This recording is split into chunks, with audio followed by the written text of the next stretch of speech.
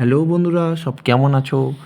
অন্যান্য দিনের মতো আজকে এই ব্লগটা শুধু তোমাদের জন্য। অনেক কষ্ট করে যে সময় বার করে আমার প্রিয় মানুষটা, মানে আমার বউয়ের কথা বলছিলাম, ওকে নিয়ে বেরিয়ে পড়লাম গঙ্গার ওপর দিয়ে ব্রিজ দেখতে দেখতে, সুন্দর গঙ্গার ভিউটা দেখতে দেখতে এগিয়ে চললাম বাঁশবেড়িয়া। আমাদের এই মন্দিরটার নাম হচ্ছে হংসেশ্বরী মন্দিরের দিকে।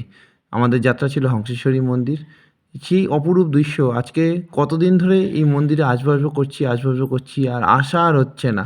তো সেদিনকে সময় নিয়ে বেরিয়েই পড়লাম হংসেশ্বরী মন্দিরের উদ্দেশ্যে। সেই মন্দিরের সেই রাস্তা, আগে এই মন্দিরের দিকে এই কিছুটা এগিয়েই আমি এই মন্দিরের দিকে আসতাম। এর পেছনেই এইখানেই আমাদের একটা স্কুল ছিল, ওখানে সব বন্ধুদের আড্ডা ছিল। তো এই জায়গাটা আমার এত প্রিয় লাগে, এত ভালো লাগে। আর এই মন্দিরের মায়ের দর্শন তো আমাকে বারবার টেনে নিয়ে যায়। এই মন্দিরের সেই মানে অপরূপ সৌন্দর্য আমাকে বারবার মুগ্ধ করে তোলে। মন্দিরের এই পুরনো যে ঐতিহ্য, মন্দিরের সবচেয়ে ভালো কী লাগে জানো? এই মন্দিরের এই ঐতিহ্য। তারপরে তো এই যে আমরা দুজন মিলে একটু নকশা করতে করতে, একটু বাওয়াল করতে করতে সেলফি তুলে নিলাম, একটু ঝট করে সেলফি তুলে নিলাম।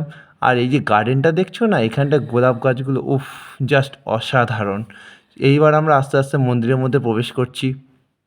মন্দিরের এই যে মাঠটা দেখছো, এটা একটি সুন্দর একটি মাঠ, গোলাপের বাগান। এই মাঠটা দারুণ লাগে, দারুণ। বিকেলবেলার ভিউটা এই মাঠটা এত সুন্দর লাগে। আর এটা হচ্ছে মন্দিরের একটা সাইড, এই সাইড দিয়ে এটা হচ্ছে বিষ্ণু মন্দির যতদূর সম্ভব। আমরা এই মন্দিরের সামনে ঢুকছি, এবার মাকে আমরা দর্শন করব। প্রথমে আমরা প্রণাম করলাম মাকে, তারপর একটি শিবলিঙ্গ, এরপরে আমরা মাকে 7 বার পরিক্রমা করলাম। পরিক্রমা করার পরে মায়ের কাছে আমরা আস্তে আস্তে যাচ্ছি।